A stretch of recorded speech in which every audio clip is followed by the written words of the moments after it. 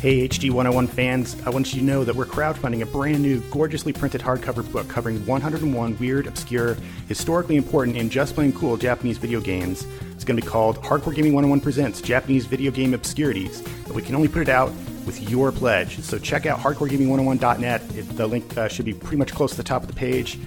Japanese Video Game Obscurities. This is, if we get to do this, it's going to be our best looking book yet, and it's one of those books that it'll be about stuff you've probably never heard of. In fact, I can almost guarantee you won't have heard of almost all of it. So give a hoot, fund our book, $15 for the PDF, $20 plus shipping for the hardcover. Do it!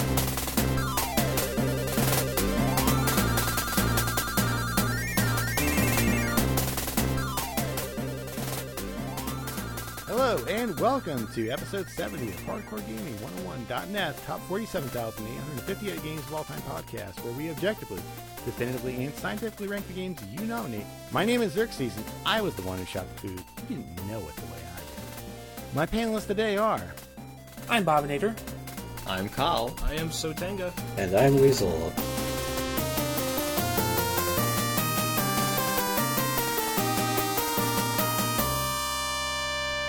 On this podcast, we have three rules. Rule number 1, all rankings are final, officially, and scientifically accurate. Rule number 2, you can nominate one game at a time via 5-star review on iTunes or Stitcher.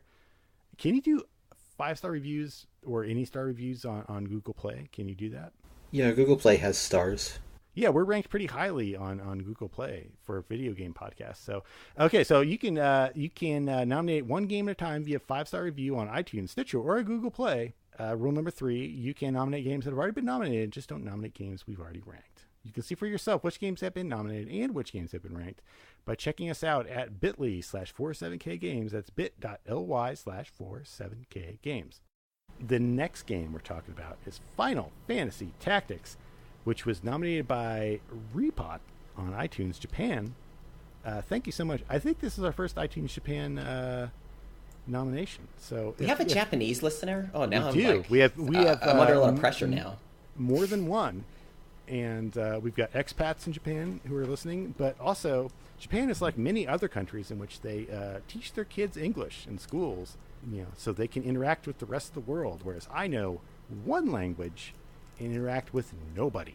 You even refuse to record this with us. We have to record ourselves and separately after. You do. Talk to yourself. Sucks. Yeah, it's like you just hear me like spouting off, and there's like a big blank space, and you're like, oh, maybe I should say something. Insert conversation here, which is basically Final Fantasy Tactics. I gotta say, you guys are really, really good at it. But yeah, Final Fantasy Tactics was developed by Squaresoft and published by Square in Japan and Sony Computer Entertainment in the United States for the PS1 or PSX, as it's known to gentlemen and ladies of a certain age. Earliest release date and territory is June 20th, 1997 in Japan.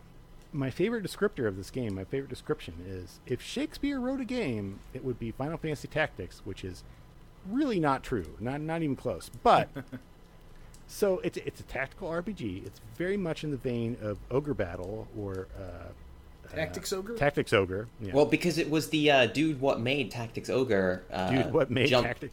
It was the dude what made Tactics Ogre. He did Final Fantasy Tactics. He jumped ship and made the Ogre game for Square. Yeah, dude who made Tactics Ogre done jumped ship and made Final Fantasy Tactics. The guy's name in question is Yasumi Matsuno, also the director of Vagrant Story. And we like Vagrant Story here. We do, actually, surprisingly. And the would-be director of Final Fantasy 12 before things got kind of muddled, and he left. He is an artiste. He is, yeah. No, I'm not joking. Like, no, I'm serious. This is a guy, like, games are a commodity, okay? Games are something that is spit out from a publishing machine. And that's pretty true of Square games the farther along you go. Yeah, no, but I mean, in the PlayStation era, they had a lot more... They gave a lot more leeway to creators. That's why people are so fond of the PlayStation era of games, and why we're fond of them, because you can really feel that craziness that they just... Oh, let the creative do their thing. I'm sure that at the end of it, it'll be saleable, because that's what people want. It cost them nothing. Because the cost of, the license was cheap, and the cost of production was still pretty cheap, and the cost of, printing CDs was cheap. Everything was cheap. So... do what you want. Let's all have a big party. That was the spirit. Also, this one, because we talked about it when we talked about Final Fantasy VII, but Square are really happy to throw a lot of money away on things at this point, because they were flush with cash. They didn't throw money away because they were selling stuff. They were making money. This was big bank stuff. Like Final Fantasy Tactics was a PlayStation's was one of the PlayStation classics. It was one of the big sellers that they could reissue later on. This game, I don't think it's got a classics release outside of Japan. No, did it? No, it did. I definitely remember seeing the green label in the EB back when that was the thing. That was you guys the one lucky. I don't think it even came out in Australia. Look, Australia doesn't count. We're talking about. I just got to check these things. I get confused when games don't come out here because I'm like, I have no idea what the context of this game is. I gotcha. But yes, so this game was, the pitch for this game was what? To make Tactics Ogre, but kind of streamline it a little bit, to make it manageable. Make it more palpable and put the Final Fantasy name on it for greater recognition. But, they don't totally blow the name because there are several monsters in it, like the Chocobos and the Marlboros and what have you, that actually are from Final Fantasy. It came out not that long after Final Fantasy VII. Yeah, it was between 7 and 8, and, I know that 7 swept up all the popularity, but... This is one of the games after 7. Like, 7 was the game that made me like, maybe I should pay attention to PlayStation. Maybe it's not just a machine for playing Twisted Metal 2, And because I was like, Twisted Metal 2 is great, but I only need to play it for so long because you can only play 2 players at a time. It's not that much fun. But Final Fantasy VII added this whole other layer to it. And I'm like, you know what? I might borrow somebody else's PlayStation. But when you get to Final Fantasy Tactics and to Symphony of the Night and to other games, Metal Gear and all, Solid. Yeah, and so on, you're like, maybe I need to get a PlayStation. Maybe this super cheap console is the console for me. Yeah, they cost less than a Nintendo 64, and you could get amazing games for it. And this was one of those games that really sold the system to people like me. This one wasn't really pushing the whole 3D graphics thing. In some ways, it was the opposite of Final Fantasy VII. In many sort of ways, it's the graphics are obviously a lot more low-key. The way that the game's battle system works is kind of completely different, because, you're managing several characters. You have a lot of generic people that you recruit, which is really far out there for a Final Fantasy game, which generally is all about character, interplay between the actual characters and the cast.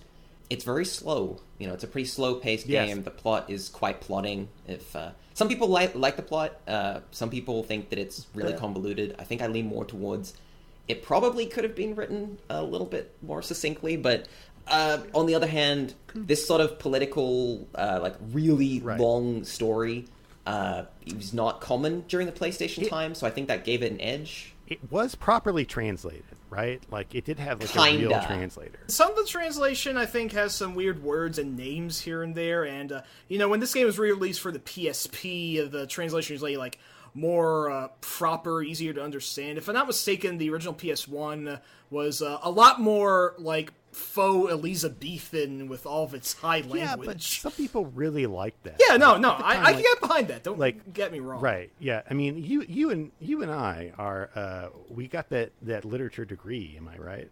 We both share. And you're doing a lot more with it, but we did. No, I'm not. I'm doing nothing with it. But the point is it's a difficult thing to do. But if you're the kind of person who likes to read stupid, antiquated text, I mean, it's got that extra layer of obscurity because it's translating a Japanese text, but it does do that. It's not like Dragon Warrior where they just but thou must, that kind of thing. Yeah. Right? It's better than that. And it's better than Final Fantasy VII, if I dare say. But it's not quite as good as Vagrant Story. That's fair. I was going to say, as much as I like Final Fantasy VII, I think this game's honestly better. It's meatier. It's more involved. It's gameplay-wise, it's better. It's still broken as hell, and the story doesn't really make a whole lot of sense. I want to say that the story definitely tries. What I can mostly tell is that Dysadarg is an a-hole, Argus is an a-hole, and there are a lot of a-holes who are fighting for ostensibly noble causes, but the plot really goes off the rails later. I mean, the first half of the game is more or less akin to Game of Thrones without the gratuitous sex. The latter half devolves into what I think was derisively called a Saturday morning cartoon plot where you have to save the MacGuffins from the evils and all that.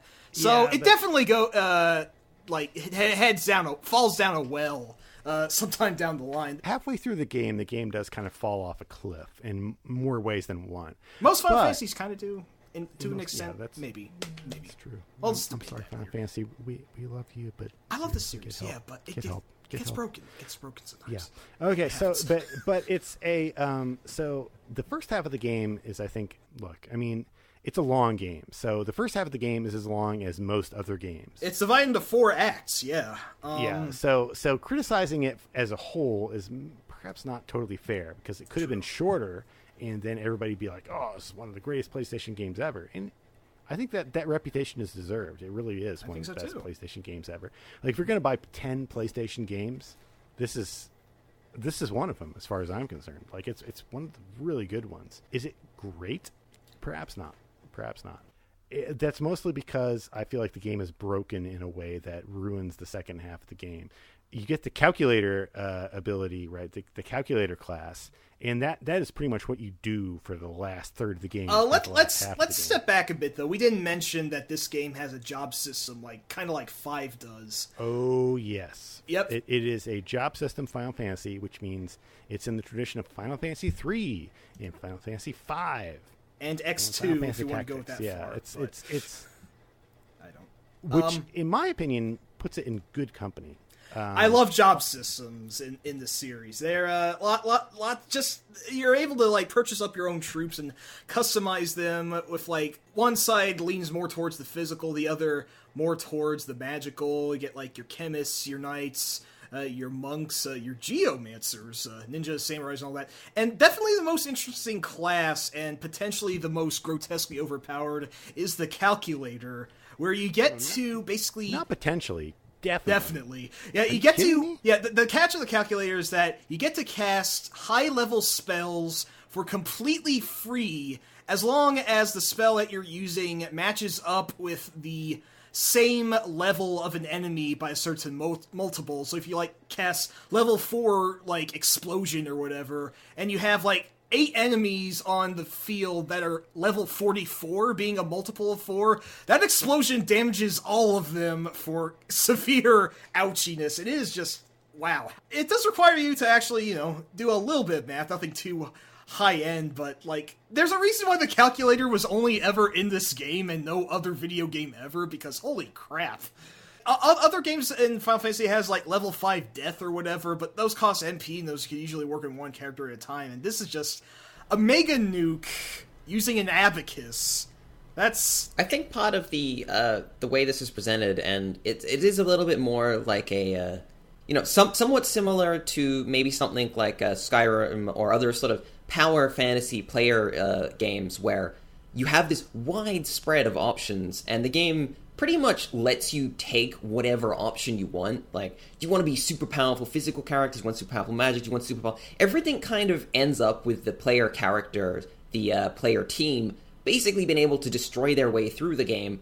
Partially because in this one, you can grind up and stuff. There's very much, I think, in this game, it's not quite this super hard tactic game like maybe the Fire Emblem games, where if you twitch wrong in Fire Emblem, the game's all right, well, your characters are dead, haha. Yeah, and it just laughs. Whereas this one, this is kind of the opposite of that, where it's oh, you want to have the mega death spells, then just, I don't know, just take them, whatever, just try it. Just whether it works. Look, I mean, the thing about Final Fantasy Tactics is I think that what's cool about it is that it deals with the verticality in a way that the Tactics ogre games couldn't, right? True. You've got a different dimension of movement that changes the effect of certain spells.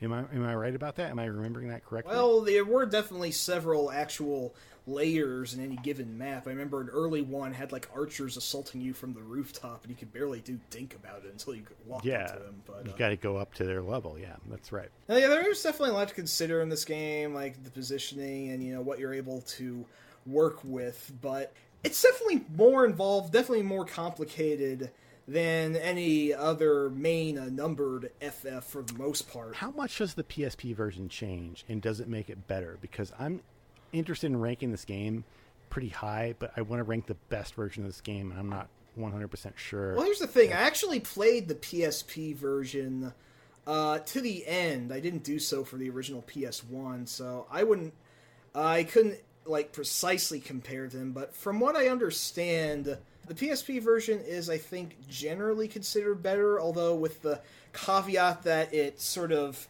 straightens up the language and removes the faux Elizabethanness, which I know is going to be a deal breaker for some people, so I will warn you that... I thought they made it more intense. They definitely went more sort of faux Shakespeare, faux biblical sort of stuff, because the same script... the same translator worked on the PSP version that worked on Vagrant Story, if I recall. Maybe it was the other way. Oh, darn it. I'm not remembering for comparison very well. Because I remember this. What is the PSP's load times like? Because that machine was notorious for That's what I'm trying to remember. Fairly on the high end. It was acceptable for the platform. I mean, loading in and out of battle is a bit of a slog, and there's some minor slowdown going on with the spell effects, where there wouldn't have been any on the original version. But I would definitely say that objectively the PSP version is the superior experience. Yeah, I think there are like unofficial patches for load times as well. Can we rank the PSP version?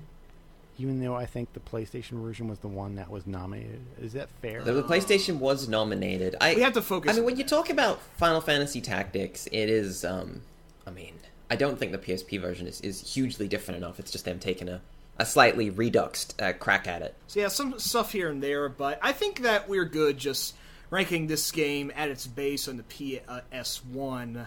Because, yeah, the PSP one doesn't change things up too terribly much, so unless somebody else did want to, like, have us rank that aside, and we're not above ranking some different versions like we did for... Well, I guess the question here is, when we talk about Final Fantasy Tactics, if you move it forward to the PSP, does that mean it has to compete with the Nippon Ichi SRPGs, which were pretty intensely good SRPGs in terms of their gameplay was fantastic. I wish I could tell you, but we haven't had to rank any of those yet, so No, if we get given any of those, it'll take, be like, I'll see you next year when we finish those games, because they're longer than this. Well, we don't have to necessarily finish for research, but... I guess what I'm asking is... When we look at Tactics, I guess we'll have to move to ranking it reasonably soon. Do you think that it's exemplary in the genre, or has it been aged out by anything in particular? I still think that holds up if that's what you're asking, because I think it has... Yeah, I think it has a good atmosphere that is, definitely medieval, but not like, obnoxiously so. It still does feel like it has some Final Fantasy ties to it, mostly through the classes, and of course, the mages or whatever have the classic, blue robe and hat, like the old black mage and whatnot. So, it is relatively accessible, which is important for me because the game. I'm kind of a dummy, and if games get too complex, it really turns me off trying to, play the numbers more than play the actual game. Yeah, I never felt that you really had to do that in Tactics, unless you're a calculator, but, that's worth getting into. Yeah, I would still definitely recommend this one. It's more accessible than Tactics Ogre, more accessible than Vagrant Story. I would want to say perhaps Matsuno's...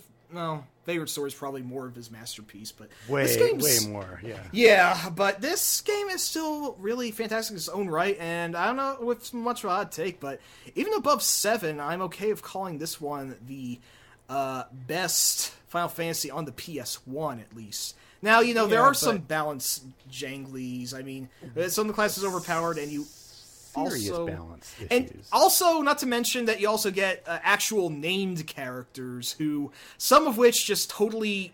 if you've heard of Sidolphus or Landu or Thunder God Sid, who you get in Act 4, you don't even need your special classes anymore. You just have them tank everything, and it's game over in your favor. I will say, though, that there is difficulty in the form of a son of a bitch called Vygroff. I hate Wygroff so much. I mean, he's an interesting character, but, that guy kills your runs every time he shows up. Especially the final fight against him, where he, spoilers, transforms into one of the Lucavi demons, and if everyone's gotten to that point, you know what I mean, but it's just... So, to quote my buddy, Hawes Burkhart, we gotta rank this damn-ass game. Yeah. And, I want to put it above Age of Wonders, below R-Type. Which would put it at rank 66 as of this recording. But that's still below Final Fantasy VII. Is it? Yes, I agree. Final Fantasy VII is way. I mean, like even if you say this game is just 100% better, if this game is technically better, it doesn't nearly match up to the impact of 7. Every Final Fantasy with the job system is better than Final Fantasy VII on that level alone. Except that Final Fantasy VII is one of the only Final Fantasy games that has an art style that still defines kind of JRPGs to this day. Yeah, even among the other FF games, 7 still looks very unique. It's the scariest game of the series by a fair margin, in my opinion, but it also has the gold saucer, so that boosted a lot of points. Tactics is more straightforward in how, mostly just go battle, doesn't really have nearly as many distractions as the later FF games did, which had all sorts of mini-games. There's nothing quite as meaty as Triple Triad in this one, unfortunately. It's weird, because on one hand, you look at Final Fantasy Tactics versus Final Fantasy VII, they came out approximately the same time. Pretty close, not that big of a difference. Final Fantasy Tactics is a better RPG, it's a better story, and on the whole, it's a better game, but a big deal with JRPGs is the art design, and Final Fantasy VII really excels at that. Yeah. And I think Final Fantasy Tactics is nothing special. Art-wise, I think I can agree with you. I mean, I like how the game looks, but a lot of the characters... It doesn't... First job system JRPG either. It's not the best one either. It's a bit raw in the middle. And it's not as good as other tactical RPGs. Oh. No. It's just it's kind of a tweener, you know what I mean? My favorite thing about this game is that it is trying to crack the genre as, let's try and make this a little bit more approachable to people, and I respect it for trying to do that. But then it also has this crazy ass plot that's just super dense, and it's like, but were you trying to hold on, give me a sec here, let me piece this together. You wanted that, but you wanted to also be incredibly complicated in a way that is going to be off-putting to the general people. I don't know. Like, it was a very popular game, so I guess it did work out in the end. Maybe this game had a little bit of have it and eat cake sort of paradigm behind its design. But then again, Square, I want to say maybe PS1 was the biggest era ever for Square, and they could do just about anything and it would print gold back in the late 90s. Whereas, the Lost Decade otherwise was kind of bad for Japanese economy, Square was staying on top of it. That being said, Tactics, it doesn't have Amano or Nomura's visual design, so yeah, it doesn't look immediately like FF when you give it a glance. That's probably going to be off-putting some people. And I admit, I didn't get back into it in the day. It took me some years to actually get into it, and definitely not to judge books by their covers, but I couldn't tell you exactly what strategy RPGs are better than this one. Maybe one of the front missions. It's a area I'm kind of weak in, but I am kind of naturally a big fan of 90s Final Fantasy. Beyond FF10, early 2000s, I kind of dropped off the series, but when FF was a big deal, whether or not this game was a mainline FF, I still think it was impressive for just sort of, doing something interesting with the name, and I think its accessibility is probably its biggest strength. It's definitely not the most complicated game for the most part, but it is still nonetheless a really fun one that I think is good for getting people into this sort of genre. Rank it. Okay. Well, wait, you already gave a ranking, didn't you? Yes. So for my money, I don't like it more than Age of Wonders Shadow Magic, but Shadow Magic was surprisingly good, but this game. But I mean, that's really up to you guys. Like, I can't talk at length on Tactics and how maybe it was more influential on kind of a bigger level. But if it's really up to you guys. I mean, Xerxes has said what he said. I don't know if there's anyone else sitting in the background that might have anything to add. No, not really. Okay, hey, Weasel.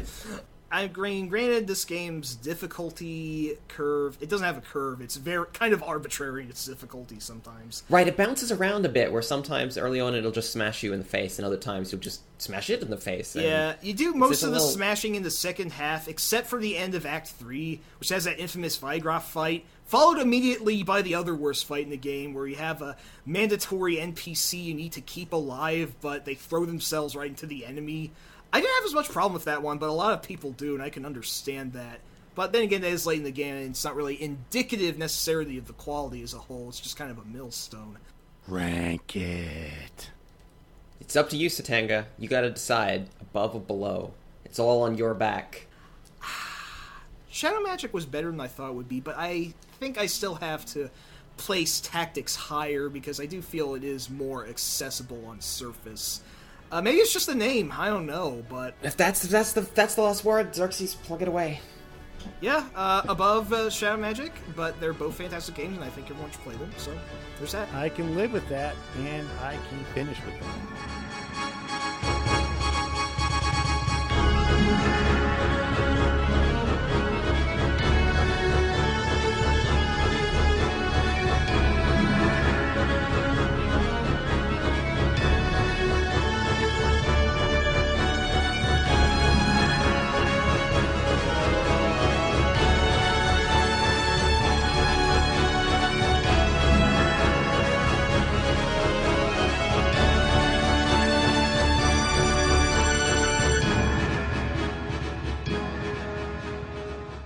In the year 2027, the American Congress passes a poorly worded bill that inadvertently renders all video games illegal. Within 3 days, the entirety of the United States of America collapses into a post-apocalyptic hellscape. But for those of you lucky enough to live in the past, there's still time to donate to the Hardcore Gaming 101 Patreon. So give now, and ensure that the only thing keeping you awake late at night is the ever-present threat of Mecha Hitler's cybernetic human extermination squads. It's nice to have peace of mind. And our next game is Gauntlet Legends. It was nominated to us by Riveri on iTunes Mexico. It was developed by Atari Games and published by Atari Games, but also Midway because they ported some of the home versions, I believe. And the platform was the arcade, at least originally, and the earliest release date and territory was apparently October 1998 in the US. And so before we get started, as I mentioned, there was some home ports of this, but there was a lot of home ports. And they did like 3 or 4, and they're all kind of different, including making basically an entire expansion set to the game as a later version, which I think was called Gauntlet Dark Legacy on the GameCube and maybe the Xbox, possibly the PlayStation 2. Dark Legacy's on the arcades, too. And the arcades, it was all over the place. I played this game myself predominantly on the... I think I played a bit of it on the Dreamcast and on the GameCube, I think were the two platforms. I finished it on GameCube a long time ago. One of my friends had it. And that was really cool because that had 4-player support. Because it's a Gauntlet game, and Gauntlet games have 4-player support.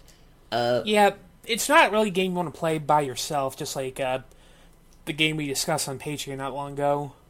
What game? That would be Teenage Mutant Ninja Turtles. Yeah, TMNT. Make sure you just tell people, it's fine. You could have listened to us talk about Teenage Mutant Ninja Turtles. We talked a lot about, let's not cross-promote this too much. So, Gauntlet Legends, the original arcade release is that kind of like the first big update to Gauntlet? I think it was.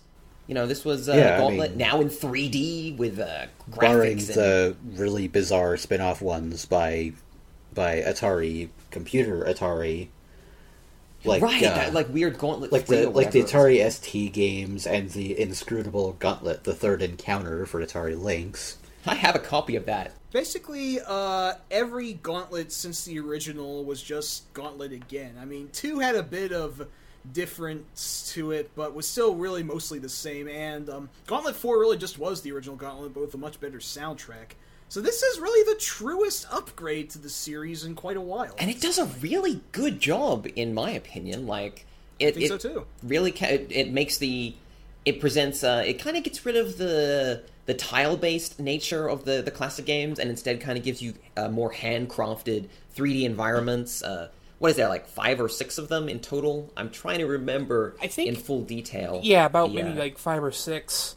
One thing I want to bring up I didn't quite get to mention, this game came out at a point when like arcade remakes and such were really popular. Like, oh yeah. Do you know how many remakes there were of stuff like Q-Bird and Breakout and all that? Rampage World Tour. Oh yeah, that's also a... Well, wasn't this when Atari were desperate for some money, so they really, a lot of these companies tried to bank on their old licenses, or Atari Part 3, or whatever instance of Atari games this one was?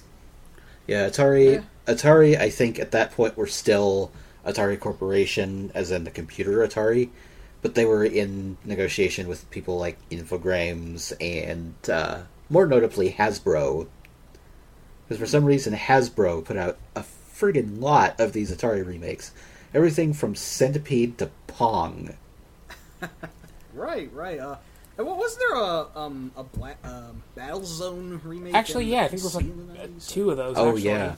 Activision somehow had the rights to do a modernization of Battlezone, and that was amazing as well. Yeah, because they'd like built it on their MechWarrior 2 tech.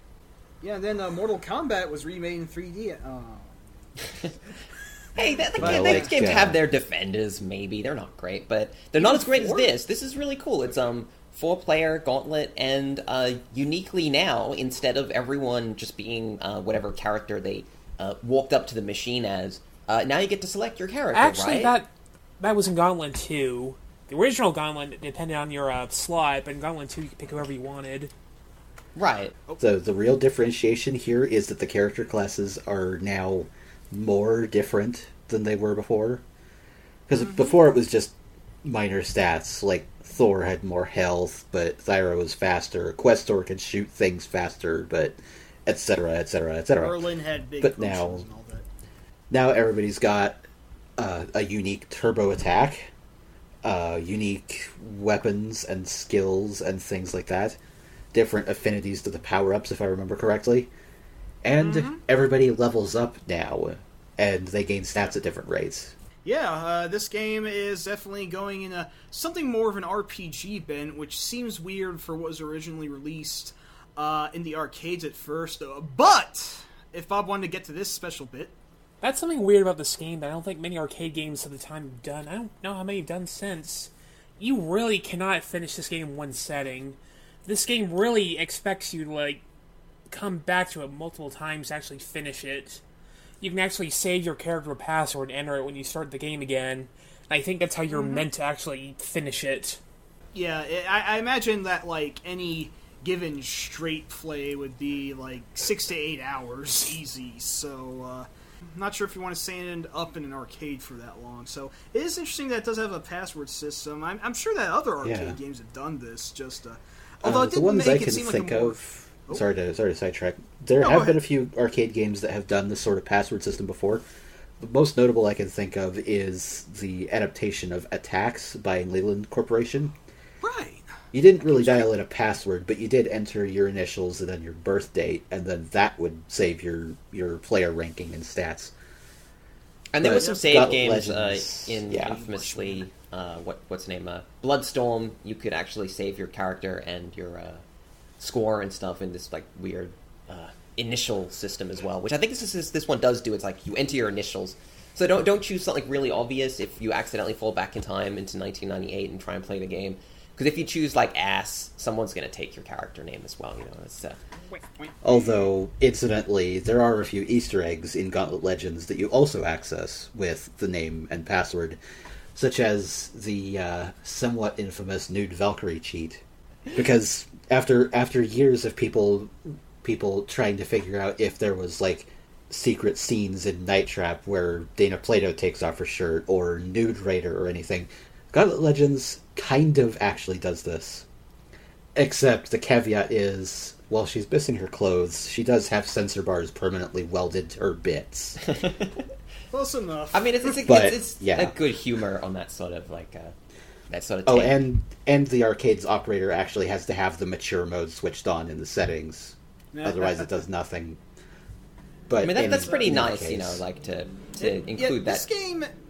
Yeah, no, this game is really overflowing with details. One that I like is that, there are 4 different colors for all 4 slots, and the characters themselves look different depending on what color you're aligned Right, with. that's right. They have little touches for the different things. I think I distinctly remember the yellow color was mostly Egyptian, if I'm not mistaken. Yeah, that's right. I think they all take after one of the worlds in the games too. So yeah, but.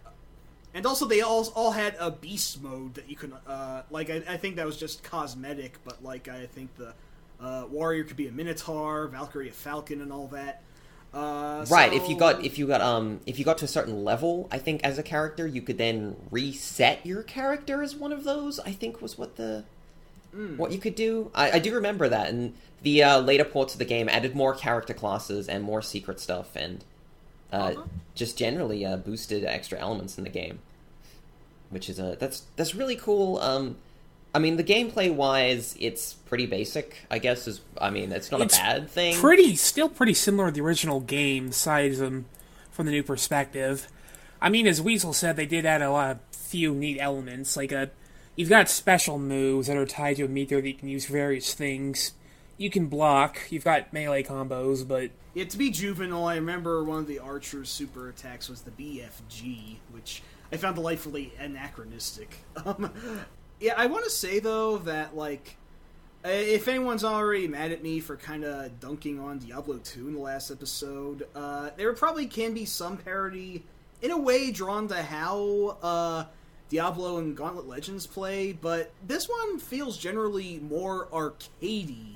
Like, you're always going, like, forward on a path instead of down random generation. These are all structured levels.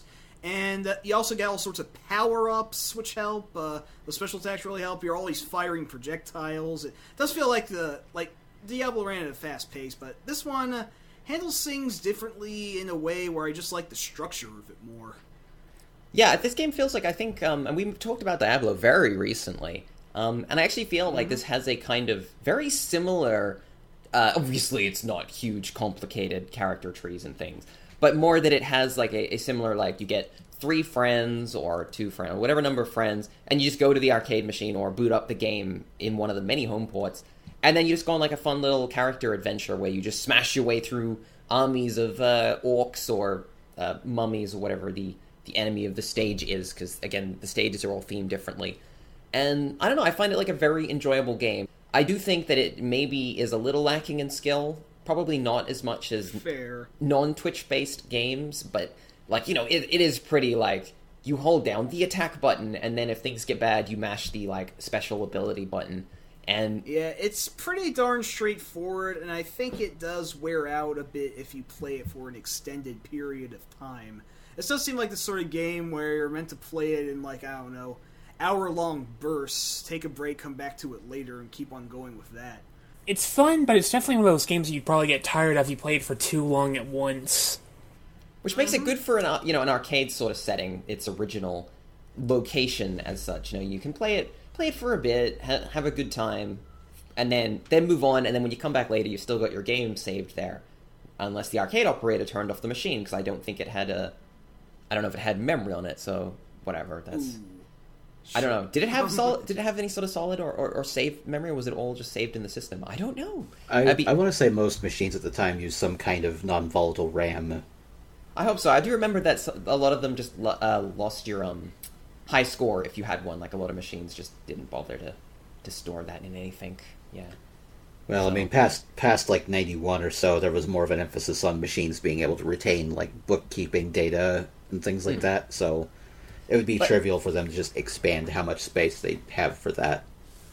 But, you know, overall, it is a very enjoyable game, I think, you know.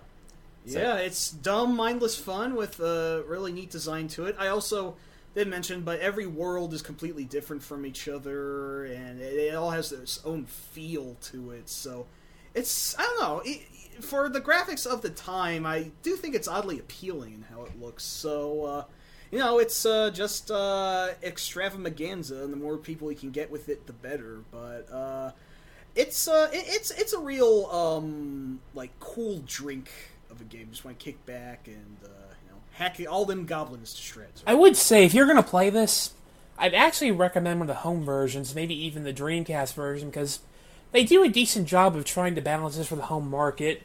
They change it so there's like kind of a Crash Bandicoot-esque hub world, and you don't lose health every second, which makes you survive a lot longer. So they try to make it a more fair game. I appreciate that.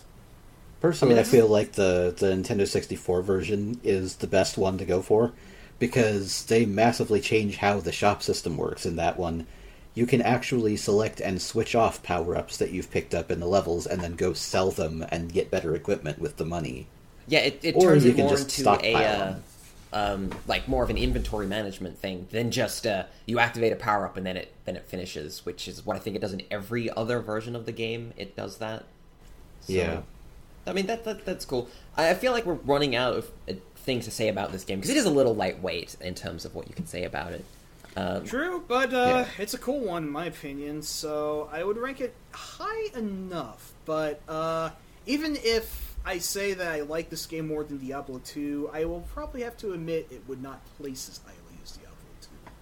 So, I don't know. I'm thinking somewhere in Final Fight, maybe. What do you guys think? Too high? Final. Actually, nah, that would go above hardcore, and I'm not sure about that. I do like Contra Hardcore. Maybe. Yeah, that range maybe of games around, like, is a lot of stuff like the Devil's Crush range. I think that'd be fair. Where was that again? That's number 113. Alright. Yeah, I think I'm okay with that. I mean, as much as it is a great game to just get you and the guys around and just slash the crap out of something, there are better crap slashing vehicles on the market nowadays. Let's go a little bit further. How about below Outrun? Let's not sell it short now. I like Outrun a lot, I'm just saying. Better than Deja Vu, Tempest 2000. Oh god, this is tricky. This is the range of stuff that I'm really familiar with and I like, so, definitely somewhere in here, I would definitely not put it below Mischief Makers, though. No, okay, I totally would not. This is a real... I know it's because it's actually down here. We've got it at 120. I'm not going to put it below it, but it does have that kind of Broforce sort of feel to it. It's a bit... it's almost like junk food gaming, it's... You play it... That's a really good way to put it. Okay, I think... Okay, this is going to lowball it slightly more, but I think between Crystallis and Kingsfield 3... Because I really like Chrysalis a lot. Kingsfield is also a cool game, but I would prefer to put it above Chrysalis, but we're getting closer. Okay. It almost seems like the more we discuss this, the lower it gets. And yeah, you know what? Let's. I think keeping it around while we're ahead. I felt that around the Devil's Crush sort of zone was feeling like a pretty good general spot for this thing. Like it, I can feel that, and I think the main reason is I don't think there are many games that you can take 4 players into on the same system, and it really feels like a really fun experience. Like I prefer this game to the newer Gauntlet. If you guys remember the recent Tur, I didn't get around to that one. That one just kind of fell off quickly, but I heard it was actually pretty good. No, it was pretty good. Definitely pretty good. But I found that this one was a little bit more just fun. I enjoyed it a bit more, I think. Okay. That's fair. You know what? I'm going to defer to Bob's placement between Outrun 2006 and In the Hunt. Works for me. If everyone else is cool with that. Yep. Yeah, I think that's a good place. Boom. All right. Well, faster than we usually do it, so let's put this in the kennel. A uncontroversial rating for an uncontroversial game. If you haven't played Gauntlet Legends, I really recommend it. It's a lot of fun. It's a blast. Yeah. It's fun, and it's not like a complicated game. It's not going to win any major awards. It's just fun. It's pretty good. Maybe don't bother playing the arcade version, though. Just grab it on a console, because the arcade version does want your money. And if you don't pay it if you don't pay it your home console fee, it's just going to be a little bit of a slog. And for what it's worth, I have literally seen the N64 version going for like $10 and less. That's generally, the N64 is like the least wanted console, so its games aren't in high demand. So, yeah, take advantage of it. Oh, yeah, well, go try and buy a copy of Mario Party 3 or Conker's Bad Fur Day and get back to me on that. Well, those are the reasons people actually want N64s, though. Nobody that's buying an N64 is like, man, I definitely gotta get Gauntlet Legends for this thing. I thought Mario Party peaked at 2, personally. Then again, 3 added Waluigi, so... I think 3 might be rarer. You know how it is with these things. But pick up Gauntlet, guys. Just go buy Gauntlet. Do it. It's fun. It's good. That's the real party game.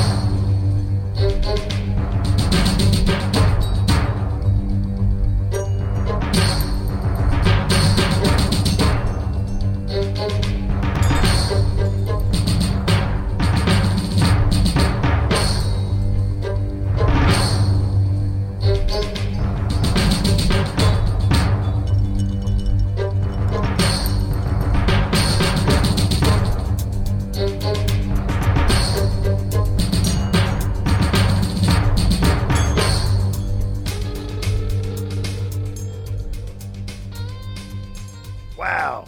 Fascinating stuff. I cannot believe we ranked those games where we did. But you know what? You don't have to be so sad because the party doesn't have to stop now. The party could keep going on. The party surges onward if you're a Patreon donor.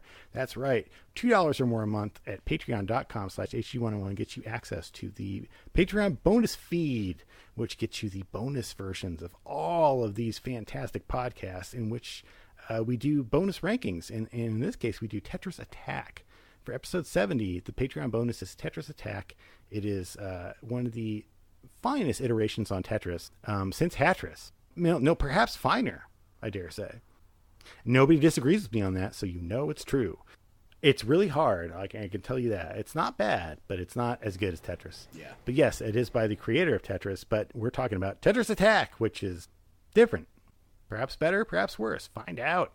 Patreon.com/HG101. Anyway, that's all for this episode of Hardcore Gaming 101's Top Games Podcast. Special thanks goes out to Reverie and Repot on iTunes for nominating those games. And thanks as well to those of you who haven't got to yet. We hope to get to you as soon as we possibly can.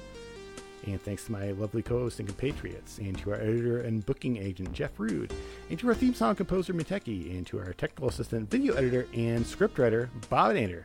And thanks, of course, to the support and feedback of listeners like you. You can support this podcast by making a small monthly donation at patreon.com/HG101. You can help us out by subscribing to HG101's YouTube channel, which is a great way to relive rankings of days gone by. And by following at GC9X and at HG_101 on Twitter. You can also hang out with us on our Discord channel. You know, a lot of people are on that. Just so you know, we've got over 100 people now. It's crazy. Really? Yeah, seriously. That can't possibly be true. Really? Yeah, really. It's I like don't even know what that 130, is. 140 at last count of people that hang out. Oh my god. That is the crazy. Crazy. I won't be there, but you could be there on bit.ly/HD Discord. But most importantly, help us claw our way into the podcasting firmament by getting on iTunes, subscribing to HG101, and giving us a 5-star review. Do it! Or you can't blame us for not covering your game. Blame yourself or God. Until next week, keep keeping it real. I couldn't keep that it is together. really good. That is really good. I was worried you wouldn't take that one. I'm glad you kept it. No, that was good.